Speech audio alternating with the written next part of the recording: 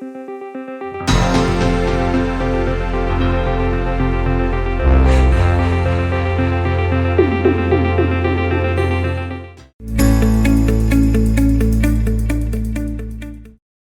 Sobat Investor, salam investasi. Perkenalkan, nama saya Maulina Altaria dari PT Trimegah Sekuritas Indonesia.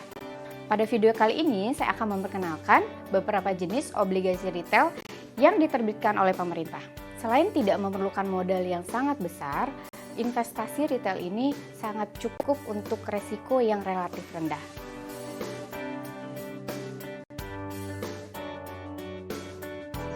Pada dasarnya, obligasi retail ini terdapat dua kelompok. Untuk yang pertama adalah obligasi konvensional dan yang kedua adalah obligasi syariah. Obligasi konvensional terdiri dari ORI dan SBR. Lalu untuk obligasi yang syariah terdiri dari sukuk tabungan dan sukuk retail. Adapun dasar hukum dari penerbitan obligasi retail ini adalah sebagai berikut. Yang pertama adalah syariah, yaitu Undang-Undang Nomor 19 Tahun 2008 tentang Surat Berharga Syariah Negara. Yang kedua adalah konvensional, yaitu Undang-Undang Nomor 24 Tahun 2002 mengenai Surat Hutang Negara.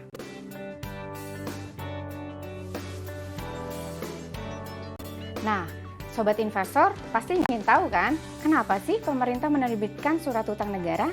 Adapun tujuan penerbitan obligasi negara retail atau surat hutang negara adalah yang pertama, untuk pembiayaan APBN.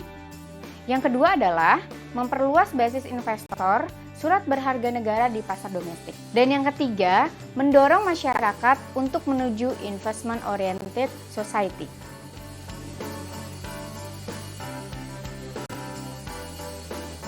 Nah, sekarang saya akan menjelaskan perbedaan obligasi syariah dengan obligasi konvensional.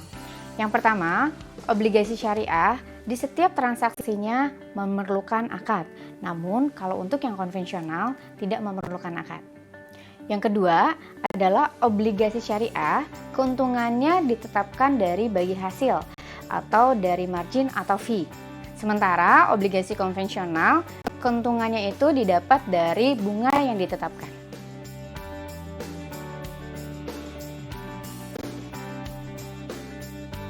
Oke, saya akan menjelaskan perbedaan masing-masing instrumen obligasi retail dengan instrumen yang lainnya. Pertama, melihat dari sisi jatuh tempo. Untuk saham, tidak ada, namun untuk ORI SR, sukuk tabungan SBR, dan deposito ada. Dari sisi kupon, saham tidak ada, namun untuk ORI atau SR dan deposito ada, sedangkan untuk sukuk tabungan atau SBR ada, namun terdapat floating with floor. Dari sisi dividen, hanya terdapat saham yang ada, namun untuk ORI atau SR, sukuk tabungan atau SBR, dan deposito tidak ada. Dari sisi potensi capital gain, saham, ORI, dan SR ada, sedangkan sukuk tabungan, SBR, dan deposito tidak ada. Selanjutnya dari sisi perdagangan di pasar sekunder. Untuk saham, ORI, dan SR ada, namun untuk sukuk tabungan atau SBR dan deposito tidak ada.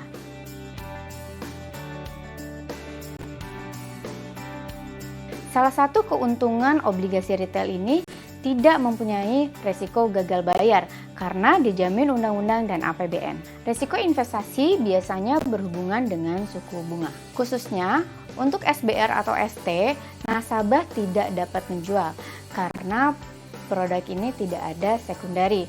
Namun pada tahun pertama, nasabah dapat melakukan early redemption.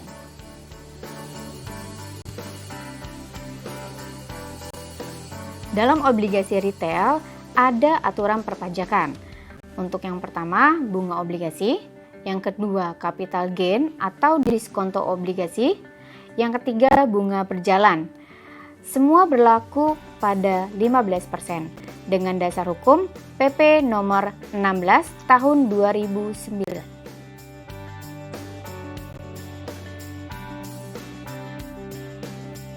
Adapun ketentuan mengenai minimum investasi dan satuan perdagangan, yaitu pada pasar perdana dan sekunder, minimum di Rp1.000.000 dan nilai per unit Rp1.000.000.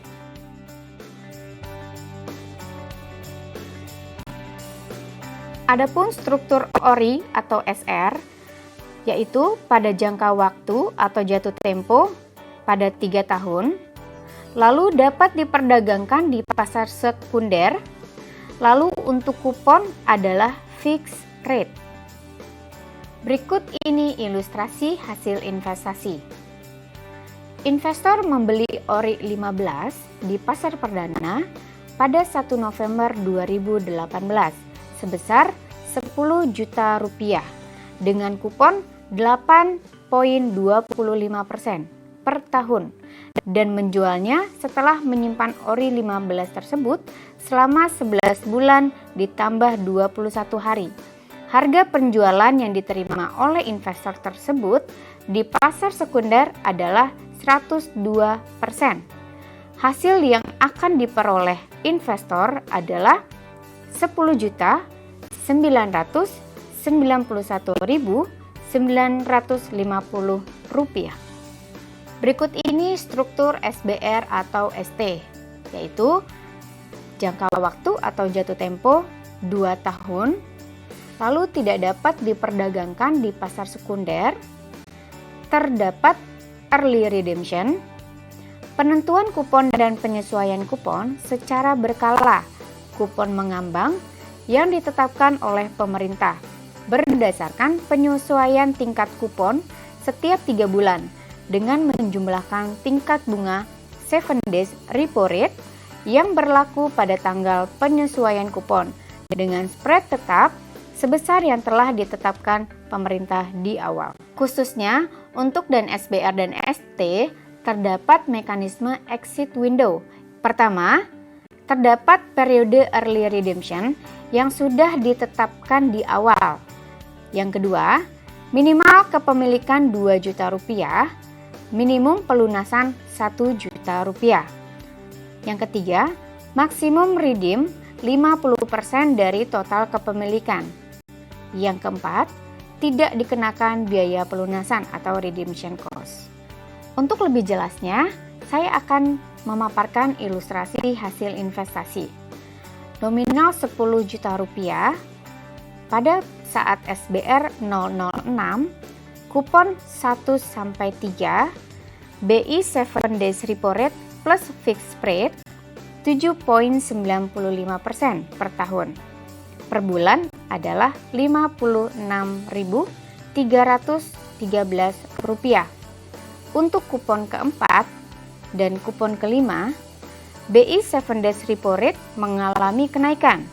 BI 7 days repo rate plus fixed rate 8,20% per tahun, per bulan adalah Rp58.083.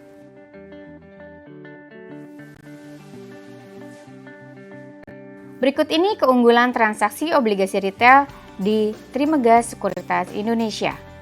Yang pertama, bebas biaya pembukaan rekening. Yang kedua, bebas biaya penyimpanan atau kustodian sampai dengan jatuh tempo. Yang ketiga, cashback hingga jutaan rupiah. Yang keempat, kemudahan dalam bertransaksi. Trimegah berkomitmen untuk memberikan kuotasi harga beli atau bid price yang up to date dan dapat dieksekusi oleh nasabah.